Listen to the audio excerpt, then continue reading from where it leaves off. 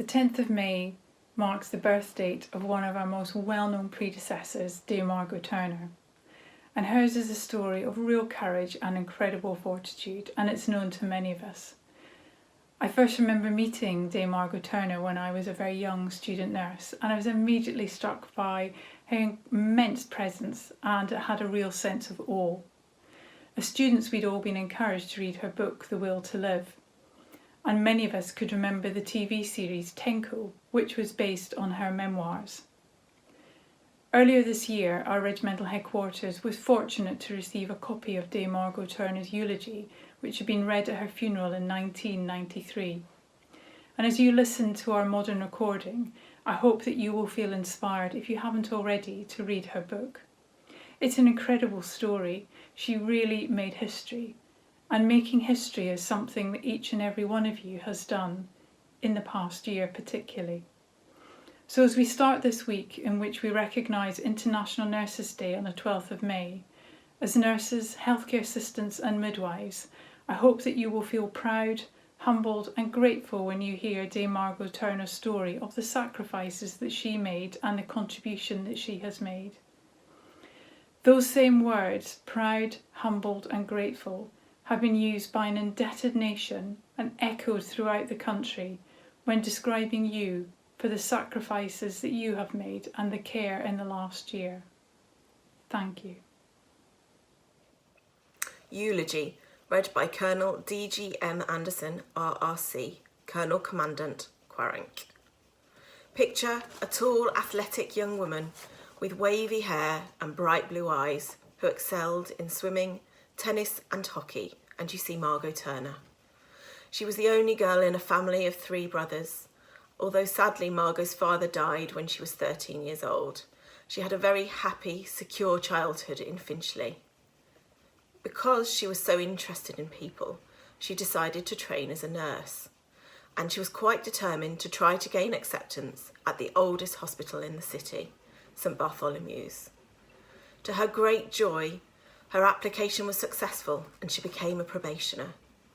At that time, the probationers were on 3 months' trial, and Margot found the stiff interview at the end of this time a real ordeal. But she came through with flying colours and started her training. In 1931, nursing was an arduous profession with strict discipline and very little pay. The working day for Margot was from 6:30 in the morning until 8 o'clock at night, with only 1 day off a month. However, with determination, a sense of humour and resilience of youth, she took everything in the 4 years training in her stride and qualified as a state registered nurse. Her friends throughout training said that Margot was physically very tough and that her strong character and her cheerfulness encouraged the patients to get better. Margot decided to stay on at St Bart's for a further 6 months to gain experience in operating theatre nursing. Then she was honoured to be asked to stay on at Bart's for a further 6 months. But she had just met her friend's sister, who was an army nurse, and she thought she would like to become a QA herself. She liked the uniform, particularly the smart red cape, so she declined the Bart's offer and joined the Queen Alexandra's Imperial Military Nursing Service. In February 1937, she took up her first posting at the Cambridge Military Hospital. A senior colonel, now deceased, was heard to remark on seeing Margot for the first time that she was someone special, and how right that prediction proved to be. From the Cambridge, she was posted to the Queen Alexandra Hospital Millbank, and although she enjoyed being back in London, she longed to go abroad. But in those days, you were not allowed to request a posting. You just went where you were sent. In September 1938, Margot got her wish and joined a troop ship on Guy Fawkes Day, bound for India. She was thrilled with India. She thought it such a colourful, beautiful country, and the climate suited her to perfection. It was while serving there that she took the short Army Operating Theatre course to enable her to specialise in the area of nursing she most enjoyed.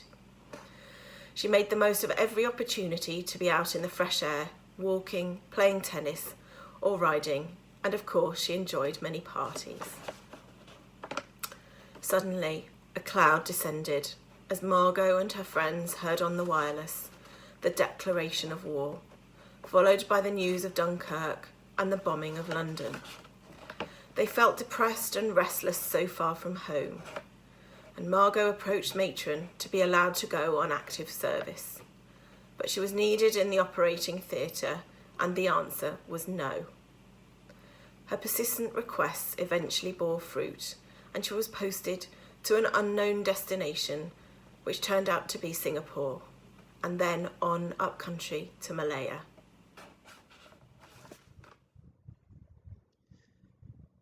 News came in fits and starts, and it wasn't until the Japanese bombed Kuala Lumpur that Margot and her friends and colleagues, the Australian sisters, realised that they would be in the thick of the Japanese assault. By this time, they were treating many casualties at the No. 17 Combined General Hospital. Soon, these casualties had to be evacuated by ambulance train from Malaya to Singapore, leaving the medical and nursing staff to wait for a second train. Whilst waiting for the second train, the bombing was earth-shattering. So Margot and another nurse sheltered under a billiard table with a bottle of brandy. She said that after a few swigs from the bottle, she remembered that the barrage became less terrifying. As soon as she arrived in Singapore, she was needed immediately to take charge in the operating theatre and worked flat out far into the nights. Margot said, "You may get off for an hour or two in the evening, then back to work again." When the order came to evacuate from Singapore, it was an exhausted staff that embarked on a small, crowded ship, which was immediately dive-bombed and sunk by the Japanese. Margot and other survivors were picked up by a small rescue boat only to be shipwrecked again. She helped 16 survivors to reach a raft, but when morning came, only one woman remained. And then she slipped away, and Margot was alone on the ocean in the tropical sun.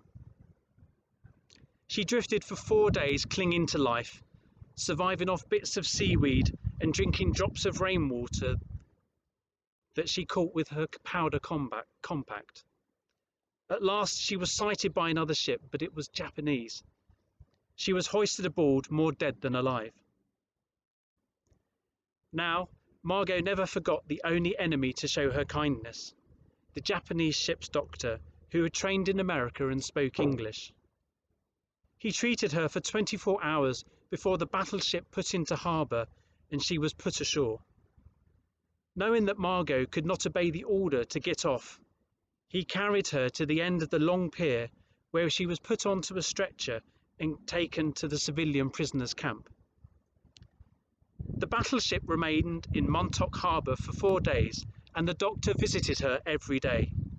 Then, to Margot's amazement, on his final visit, he brought the remains of her grey dress, washed, pressed, and on a hanger. Margot then endured 3.5 awful years in captivity, 6 months of which were spent with 3 other nurses in a secret native jail. She never found out why they were singled out for such shameful treatment. The rest of her internment was spent in various camps in Sumatra. Her strong Christian belief, indomitable spirit, and sense of humour sustained her throughout those years of hard manual labour, degradation, ill treatment, and malnutrition. Her example inspired many others to survive. Then, on the 26th of August 1945, the Japanese camp commandant announced that the war was over. It was a wonderful moment. All the women survivors were flown to Singapore for medical treatment at the Alexandra hospital, which was staffed by British doctors and nurses. The matron, who had trained with Margot at Bart's, couldn't believe that this thin, gaunt, yellow woman with 2 front teeth missing and an injured foot was the strong, healthy woman she remembered. At last safely home in England, and during her end-of-war leave and sick leave, Margot was taken out for a welcome home dinner. Imagine the astonishment, she calls them, when, having ordered fish, she promptly ate the head, tail and bones. Needless to say, one dish she would never order was rice. When Margot was assessed physically and mentally fit to resume her chosen career in the QAs, she was overjoyed, and it was a proud moment indeed for her and her family when she was awarded the MBE for her wartime service. Typically, she then quietly picked up the pieces of her life, resumed her sport, winning the Medworth Tennis Cup, and steadily progressed her career until in 1964 she achieved the highest rank in the Queen Alexandra's Royal Army Nursing Corps, that of Brigadier, Matron-in-Chief and Director of Army Nursing Services.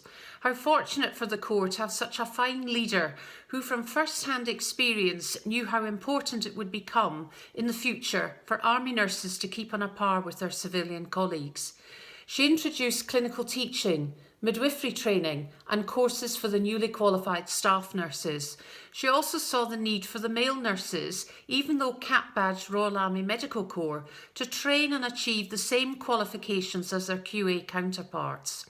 In 1965, Brigadier Margot Turner was made a Dame of the British Empire, and every member of the Corps with her family felt deep pride in her award. Retiring from the active list 3 years later, Dame Margot accepted the appointment of Colonel Commandant of the Corps. Throughout this appointment, the QAs continued to benefit tremendously from her advice and guidance. When she finally retired, she always maintained her interest in the Corps, the QA Association and the museum. She helped in the museum shop to the delight of the young student officers and recruits who were thrilled, having learned about our Corps history, to meet Dame Margot in person. They found her so approachable and interested in their aspirations, as did all of us who had served under her. Then, always active and ready to help, Dame Margot became a faithful volunteer worker for the League of Friends shop at Frimley Park Hospital. In 1978, it was from this shop that Eamon Andrews captured Dame Margot for his programme This Is Your Life. She'd resisted for so long, but having been finally persuaded by her family, colleagues in the Corps and her friends, she at last agreed. It was an ordeal for her and she needed all her fortitude and sense of humour to cope. But for us, it was a marvellous programme which brought to life Brigadier Sir John Smith's superb biography, The Will to Live. Latterly, failing sight forced Dame Margot to give up her flat in Frimley to become a resident at Pearson House, St Dunstan's in Brighton, where she made many new friends. Brigadier Dame Margot Turner, DBE, RRC, had the rare distinction of being a legend in her own lifetime. Everyone who knew this modest lady, who never harboured any bitterness in her heart against the enemy, praised her courage and fortitude. Her desire to serve others and her strong Christian belief gave her both the will to live and to achieve. The example of Brigadier Dame Margot's life and work has enriched the Queen Alexandra's Royal Army Nursing Corps, and we are proud to glorify her name.